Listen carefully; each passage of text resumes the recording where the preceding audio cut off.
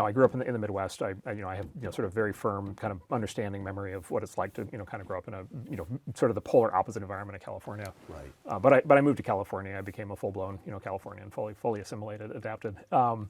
But the way I would describe it is, it was just sort of assumed that if you were in Silicon Valley in high tech in the 90s, it was just assumed, Clinton Gore heyday, it was just assumed that there was what I now call the deal with a capital D. And nobody ever said it out loud, but it was just assumed. Right. And the deal was, you can be a high tech entrepreneur, you can build all this amazing technology, you can build a successful company, you can create lots of jobs, the technology makes the world a better place.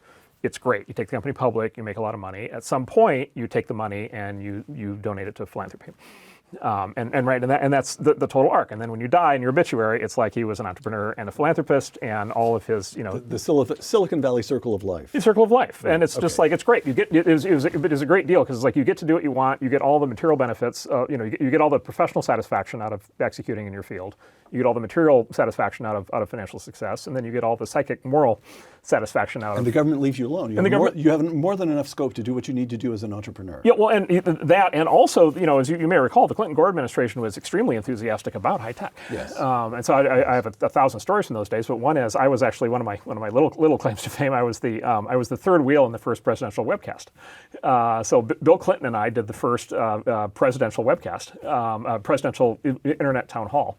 I think in 1996, and it was like a big deal in those days to do that. Right, And he could not, and he called me afterwards, and he was just completely thrilled by the whole thing. It was so fantastic. And of course, Al Gore literally, he got a lot of flack later for saying that he invented the internet. Well, but this is the thing, is he never actually. So here I'll defend Al Gore's honor. Okay. He never said he invented the internet. He said he took the lead in the Senate in helping to create the internet, which is actually true. He was the sponsor of the legislation in the 80s that created what was known as the NSF-Net. National Science Foundation Network, which became the internet. That is the internet backbone, and then also the national supercomputer centers, which and I bring it up because that's how I was able to do the work that I did, which is by the time I showed up at Illinois, we had the National Supercomputer Center and the NSF-Net backbone that he had funded. And it was very important to your work that those things already existed. Yeah, they had to. Those were the preconditions for everything that followed. And so Al Gore, I think deserves tremendous credit for what he did. But the point is, he was super enthusiastic about it and has always been a giant supporter of technology. Right. And so these people just thought that it was just absolutely fantastic. And then, Democrats all the way through the 2000s, as the Democratic Party started to clearly move left, Obama was still generally a big supporter of tech and American business. And, he liked what we were doing. And then if you may remember in 2012, I don't know if you remember in 2012 at the time, Obama's re-election, it was, the headlines were all, this was the first internet election, first social media election. And it was literally, the headlines literally were social media saves democracy.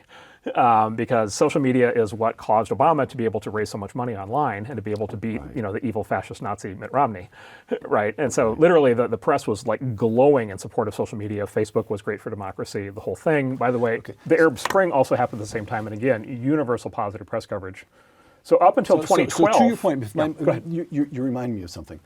I knew somebody who was a very close friend of Mitt Romney and who was an investor out here in Silicon Valley. Mm-hmm. And Romney said the Obama operation is killing us on tech, and in particular campaign tech. Apparently the Obama people had it all sorted out so that they could give volunteers a piece of software on their smartphones. They could go door to door and ask 5 questions, and they would know whether that person was already supporting Obama, so you don't spend more money on him, or committed to Romney, so you don't spend money on, or a maybe in which you want resources.